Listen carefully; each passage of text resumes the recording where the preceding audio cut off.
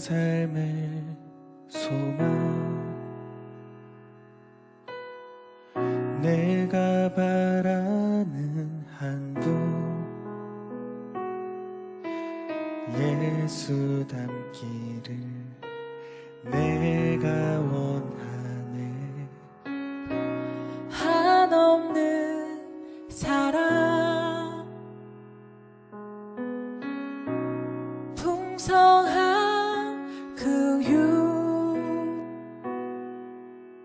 예수 닮기를 내가 원하네. 예수 닮기를 예수 보기를 예수만 높이길 내가 원하네.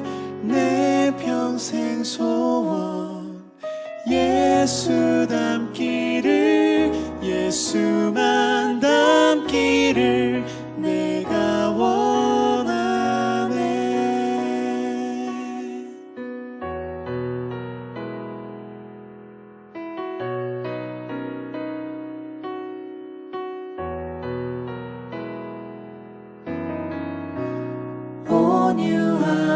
온유하시고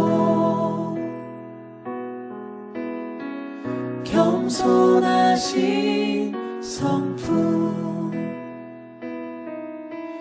예수 닮기를 내가 원하네. 자비하시고 위로자 되신 주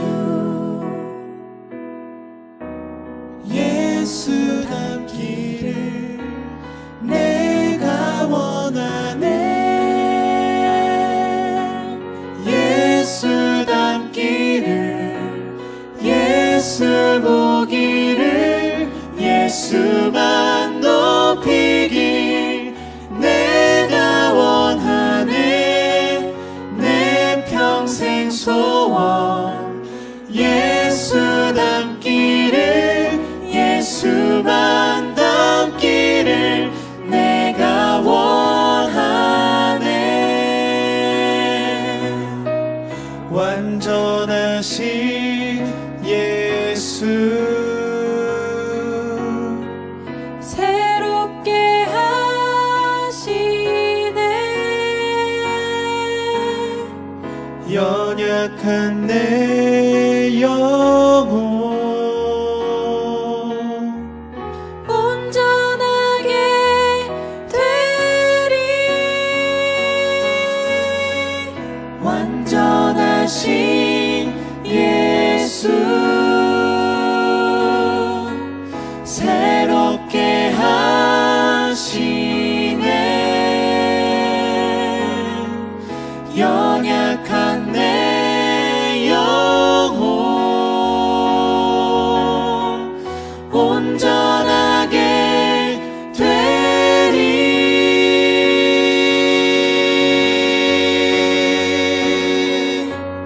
예수 닮기를 예수 보기를 예수만 높이길 내가 원하네.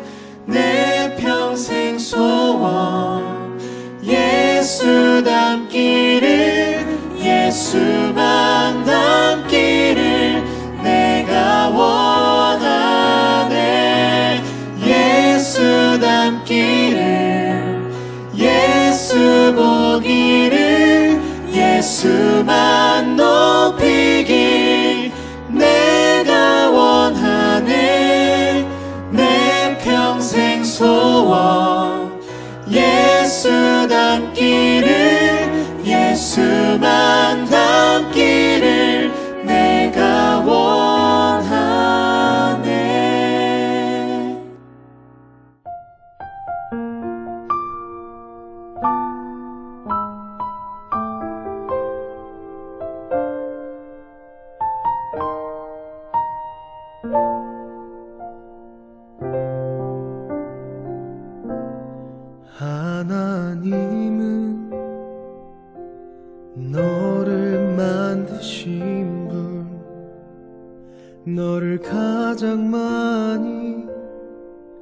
알고 계시며 하나님은 너를 만드신 분, 너를 가장 깊이 이해하신단다. 하나님은 너를 지키시는 분, 너를 절대 포기하지 않으며 하나님은 너를 지키시는 분, 너를 쉬지 않고 지켜보신단다. 그의 생각 셀 수 없고 그의 자비 무궁하며 그의 성실 날마다 새롭고 그의 사랑 끝이 없단다.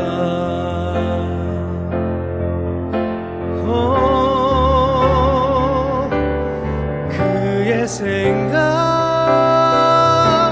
셀 수 없고 그의 자비 무궁하며 그의 성실 날마다 새롭고 그의 사랑 끝이 없단다. 그의 사랑 끝이 없단다. 그의 사랑 끝이 없단다.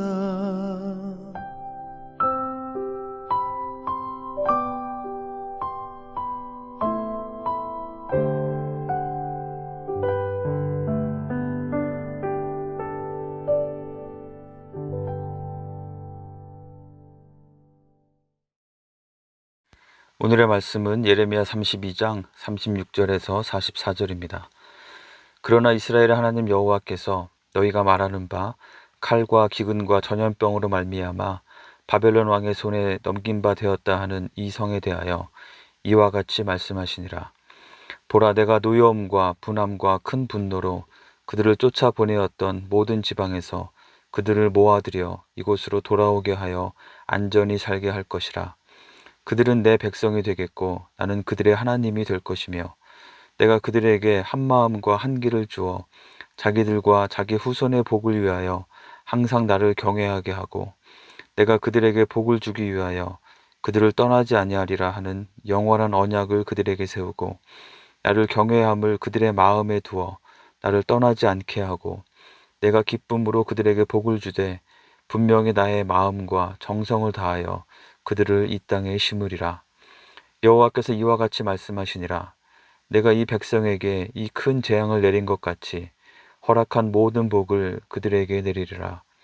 너희가 말하기를 황폐하여 사람이나 짐승이 없으며 갈대아인의 손에 넘긴 바 되었다 하는 이 땅에서 사람들이 밭을 사되 베냐민 땅과 예루살렘 사방과 유다 성읍들과 산지의 성읍들과 저지대의 성읍들과 네겝의 성읍들에 있는 밭을 은으로 사고 증서를 기록하여 봉인하고 증인을 세우리니 이는 내가 그들의 포로를 돌아오게 함이니라.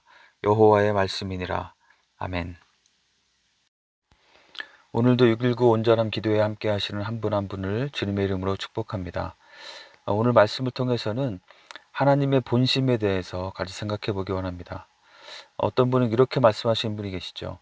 신약의 하나님은 인자하고 은혜로우신 사랑의 하나님이신데 구약의 하나님은 심판하시고 징계하시는 공의의 하나님. 그래서 신약 성경은 읽을수록 은혜가 되지만 왠지 구약 성경은 좀 무섭고 부담이 된다. 그렇게 말씀하시는 분이 있는 걸 들은 적이 있습니다. 과연 하나님은 어떤 분이실까요? 과연 구약의 하나님과 신약의 하나님이 다르신 분일까요? 과연 우리를 향하신 하나님의 본심은 무엇인지 오늘 말씀 가운데 함께 찾아보길 원합니다. 오늘 본문이 속해 있는 예레미야 36장은 궁정 시위대 뜰에 갇혀 있던 예레미야에게 하나님의 어떤 말씀이 임해서 그에 따라 이루어진 사건을 중심 소재로 하고 있습니다. 그 사건은 바로 나라가 곧 완전히 패망하게 될 상황에서 하나님의 말씀대로 예레미야가 친척 하나멜의 밭을 구입하고 여러 사람들 앞에서 증인을 세우고 증서를 써서 보관하게 한 일이었습니다. 예레미야는 하나님의 말씀대로 순종했고 하나님의 말씀을 사람들에게 그대로 전달하기는 했지만 그는 하나님 앞에 여전히 의문이 남아 있었던 것 같습니다. 어제 본문을 보시면 그는 일단 하나님의 말씀대로 다 이행하여 토지 매매 증서를 바룩에게 넘겨준 후에 바로 하나님께 기도했습니다. 그 기도의 내용은 하나님의 주권을 찬양하며 이스라엘 역사 가운데 하나님께서 행하신 일들을 쭉 나열하고 있지만 그 핵심은 마지막 25절의 내용처럼 하나님께서 밭을 사고 증인을 세우라고 하셔서 이렇게 했지만 그의 앞에 닥친 현실은 바벨론의 손에 넘겨지게 된 자신과 동족의 비참한 상황에 대한 탄식이었습니다. 그 기도를 들으신 하나님은 그때 바로 예레미야에게 대답하셨습니다. 그 대답은 크게 세 부분으로 나누어지는데요. 첫 번째 26에서 29절은 갈대아인들, 즉 바벨론을 통해서 내려질 심판에 대해서 말씀하시고 두 번째 30에서 35절은 그 심판의 이유에 대해서 말씀하십니다. 그리고 오늘 본문 34에서 44절이 그 대답의 세 번째 부분에 해당되게 됩니다. 오늘 본문에 시작되는 첫 단어가 무엇인가요? 영어 성경은 좀 다를 수 있겠지만 우리 개역 개정판 한글 성경은 그러나로 시작합니다. 히브리어 원문에도 그러나로 해석되는 접속사로 시작이 됩니다. 이스라엘 백성들의 죄악과 타락, 그리고 그로 인해 그들에게 내려질 어찌 보면 너무나 당연한 하나님의 심판에 대한 말씀에서 하나님의 답변이 끝나고 만다면 이스라엘에게는 이제 아무런 소망이 없게 되고, 만약에 하나님이 거기에서 그냥 끝내시는 하나님이시라면 우리에게도 역시 마찬가지로 아무런 소망이 없을 것입니다. 그렇지만 그러나로 시작되는 하나님의 답변의 세 번째 부분이 이어지고 있습니다. 하나님은 우리의 잘못과 죄악에 대해서 분명히 아시고 절대 관과하지 않으시는 분이시지만 우리 하나님은 징계에서 끝내는 분이 아니라 그러나의 은혜를 베푸시는 하나님이십니다. 하나님의 징계를 받아 패망하게 된 그 예루살렘 땅에 대해서 이렇게 말씀하십니다. 지금은 노여움과 분함과 큰 분노로 너희를 쫓아서 흩어버렸지만 다시 돌아와서 안전하게 살게 하겠다. 그들은 다시 내 백성이 되고 나는 그들의 하나님이 될 것이다. 내가 그들을 떠나지 않는다는 영원한 언약을 세우고 그들의 마음에 한 마음과 한 길을 주어서 나를 경외하고 나를 떠나지 않게 하겠다. 기쁨으로 복을 주고 나의 마음과 정성을 다해서 그들을 이 땅에 다시 심겠다. 내가 큰 재앙을 내렸던 것처럼 이제는 가능한 모든 복을 그들에게 내려주겠다. 너희가 보기에는 황폐하여 사람이나 짐승도 살지 못하게 된 땅처럼 보이겠지만 내가 그들을 다시 돌아오게 하고 모든 것을 회복시켜서 다시 사람들이 거주하며 생활하는 곳이 되게 하겠다. 이것은 여호와 하나님의 말씀이다 라고 선포하고 있는 것입니다. 오늘 이 본문의 말씀을 읽으면서 하나님의 그 심정이 느껴졌습니다. 정말 이것이 하나님의 본심이구나 하고 느껴졌습니다. 지금은 이스라엘의 패역함으로 인해서 그들을 철저히 심판하고 징계하시지만 그들을 그대로 포기하지 않으시고 다시 다가오시는 하나님. 어찌 보면 하나님을 경외하며 살고 싶은 원함은 있을지라도 그래서 하나님만 섬기겠다고 서약할 때 정말 진심으로 그렇게 했겠지만 죄의 유혹을 완전히 뿌리치지 못하고 주어지는 환경에 의해서 또 상황에 의해서 다른 것에 더 마음이 뺏기게 되어서 하나님이 아닌 다른 것을 더 추구하고 섬기면서 자꾸만 타락하여 넘어지고 곁길로 빠지는 그들을 더 이상 그대로 두지 않으시고 그들과 영원히 함께 하시겠다는 언약을 친히 세우시고 그들의 마음에 하나님의 마음을 심으시겠다고 말씀하고 계신 것입니다. 마치 잘못된 불량배들과 자꾸 어울려서 사고를 치는 자녀를 그냥 처벌받게 하고 포기해버리는 것이 아니라 뉘우치고 새롭게 살아보려고 해도 그 불량배들의 영향에서 벗어나지 못하는 그 자녀를 위해서 부모가 더 적극적으로 개입해서 불량배들의 영향을 차단하고 바른 길로 온전히 돌아와서 살 수 있도록 함께 동행하며 지켜주는 그 부모의 심정이 이와 유사하지 않을까 생각해 보았습니다. 그 불량배들의 온갖 회유와 협박을 직접 감수하며 막아주고 선하고 바른 생활이 주는 더 큰 기쁨과 즐거움을 맛볼 수 있도록 하려는 그 자녀를 결코 포기할 수 없는 그 부모의 심정 말입니다.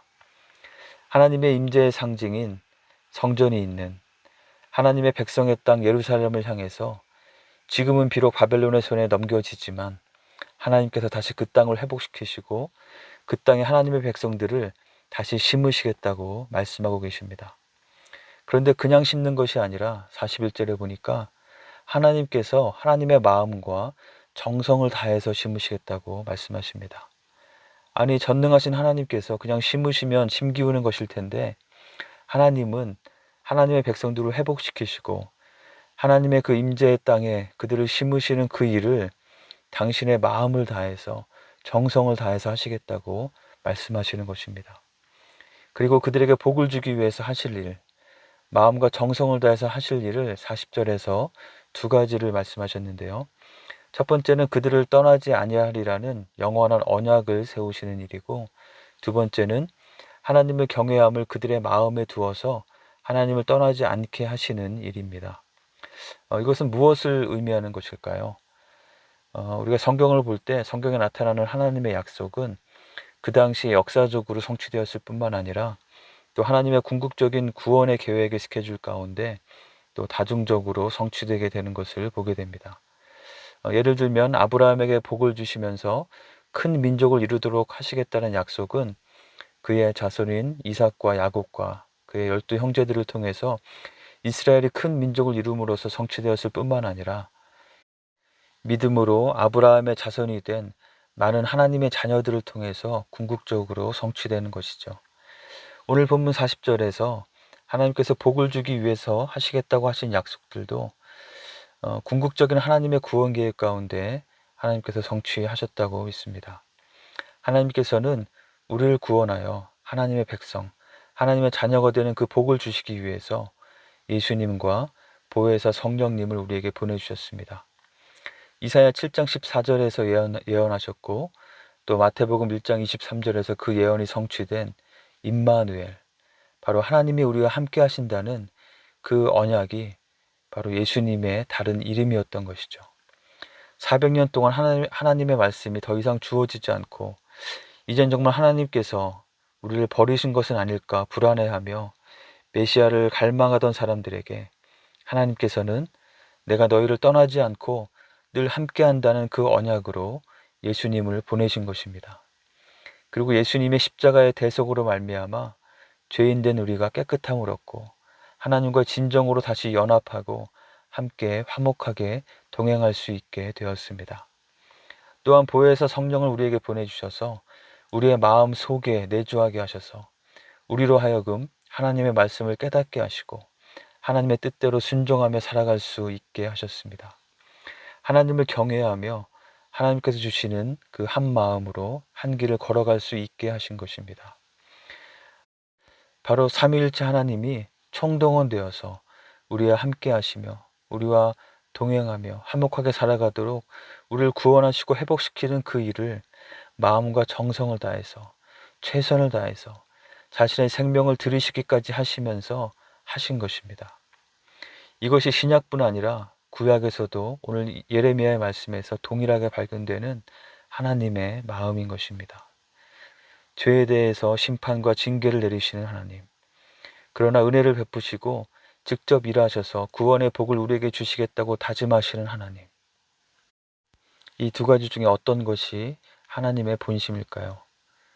두 가지가 다르게 보이겠지만 사실은 같은 것이죠. 둘 다 하나님의 본심입니다. 하나님의 백성들의 죄에 대해서 분노하시고 무섭게 징계하시는 것, 죄로 인해서 우리 안에 하나님의 형상이 망가지게 되고 우리의 삶이 제대로 기능하지 못하게 되는 것을 결코 방치할 수 없으신 사랑, 그리고 다시 품어주시고 안아서 회복시켜 주시는 사랑. 하나님의 본심은 바로 사랑이고 우리에게 복을 주시고 우리가 정말 잘 되기를 원하시는 것입니다. 그것이 하나님의 본심인데 왜 우리의 삶에는 때로 고난과 감당하기 어려운 어려움들이 닥쳐오는 것일까요? 우리에게 재앙처럼 느껴지는 상황이 있을지라도 그 모든 것이 우리의 죄로 인해서 하나님께서 징계하시는 것은 아닙니다. 어려움을 당한 분들을 우리가 그렇게 바라보는 것은 매우 잘못된 생각입니다. 물론 우리의 잘못에 대해서 하나님께서 매를 들은 것일 수도 있지만 때로는 우리의 성장과 성숙을 위해서, 때로는 우리가 미처 헤아릴 수 없는 하나님의 선하신 절대주권 가운데 우리에게 고난과 어려움을 허락하십니다.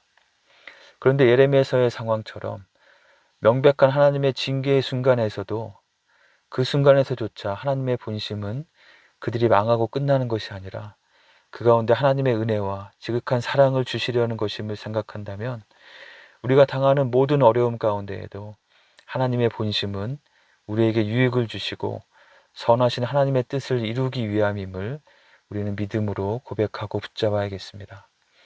그래서 고난과 어려움 가운데 자신을 더 겸손하게 돌아보고 또한 그 모든 것을 허락하신 하나님의 선하심을 신뢰하며 하나님께서 그 상황을 통해서 이루시고자 하는 뜻이 무엇인지 그것을 찾고 그것을 발견하고 깨달아서 그것을 이루어가는 것이 중요할 것입니다. 무섭게 징계하시는 구약의 하나님의 본심도 사랑입니다. 우리에게 정말 복을 한없이 부어주기 원하시는 그런 마음인 것이죠. 그래서 예수님을 보내주시고 또한 우리 안에 성령으로 거하시며 우리가 하나님과 동행하며 진정한 복을 누리기를 위해서 마음과 정성을 다하시는 그 하나님을 기억합시다. 그리고 그 하나님의 그 간절한 사랑에 감사하며 우리가 어떤 상황에 처하든지 그 변치 않는 하나님의 사랑의 본심을 신뢰하고 믿으며 하나님의 뜻이 무엇인지 그것을 구하고 찾고 순종해가는 가운데 하나님과 함께 동행하는 복을 누리시는 한 분 한 분 되시기를 주님의 이름으로 축원합니다. 이 시간 함께 기도하겠습니다. 오늘 주신 말씀을 기억하며 기도하길 원합니다. 무섭게 징계하시는 그 상황에서도 우리를 향한 하나님의 마음은 재앙이 아니라 평안이고 샬롬이고 복입니다. 그것이 변치 않고 동일하신 하나님의 본심입니다. 연약하고 죄에 쉽게 넘어지는 우리도 구원하시고 복받게 하시기 위한 우리를 향하신 하나님의 끝없는 그 사랑에 감사의 기도를 드립시다. 그리고 어떤 상황에도 그 무엇도 끊을 수 없는 그 사랑을 우리가 신뢰하고 붙잡읍시다.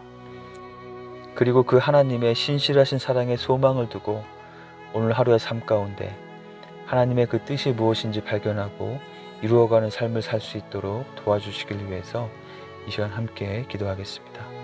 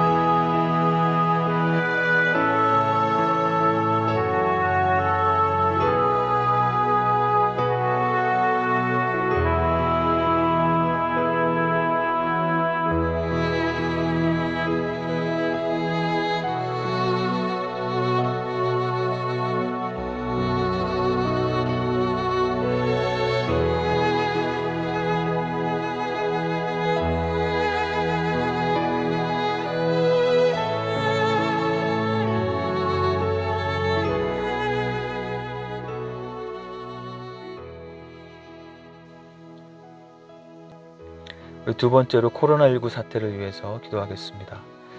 많은 분들이 여전히 재정적으로 또 건강으로 어려움을 겪고 있습니다.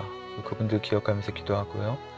그리고 바이러스에 감염될 수 있는 위험에 가까이 노출되면서 여전히 헌신적으로 봉사하는 의료진들 기억하면서 기도합시다. 또한 우리 주변에 또 우리 가족 가운데 온라인으로 근무하는 분들을 위해서, 또 온라인으로 공부하는 자녀들을 위해서, 특별히 쉴 틈 없이 수고하는 우리 주부들을 위해서 오늘도 하나님이 주시는 힘으로 승리하는 하루가 될 수 있도록 축복하며 기도합시다.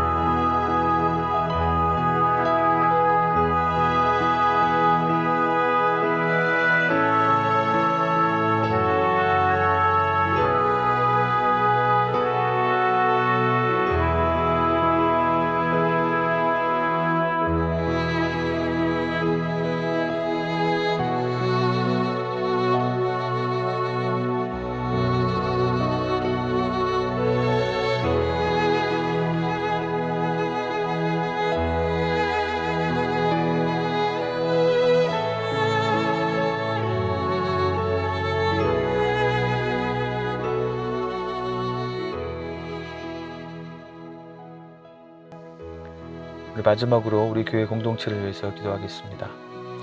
이제 청빙 집회가 얼마 남지 않았습니다. 정말 기도가 많이 필요한 일인데요. 우리가 팬데믹 상황에서 이루어지기 때문에 더욱더 기도가 필요한 것 같습니다. 현장과 온라인으로 병행하는 모든 모임과 집회 준비가 잘 이루어질 수 있도록, 특별히 우리 청빙위원회, 또 투표관리위원회, 또 여러 준비팀들의 우리 세우신 분들을 하나님께서 붙잡아 주셔서 이 집회를 잘 준비해 갈 수 있도록 기도해 주시기 바랍니다. 그리고 이 모든 것을 통해서 하나님의 뜻대로 우리가 인도함을 받고 우리가 하나님 주시는 한 마음으로 하나님의 뜻에 순종해가는 그런 공동체가 될 수 있도록 함께 기도하겠습니다.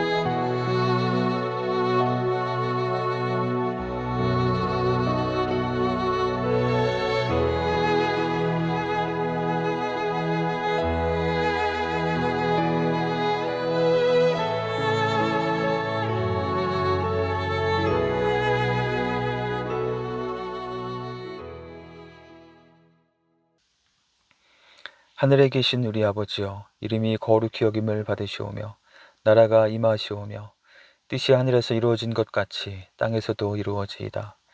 오늘날 우리에게 일용할 양식을 주시옵고 우리가 우리에게 죄 지은 자를 사하여 준 것 같이 우리의 죄를 사하여 주시옵고 우리를 시험에 들게 하지 마시옵고 다만 악에서 구하시옵소서. 나라와 권세와 영광이 아버지께 영원히 있사옵나이다.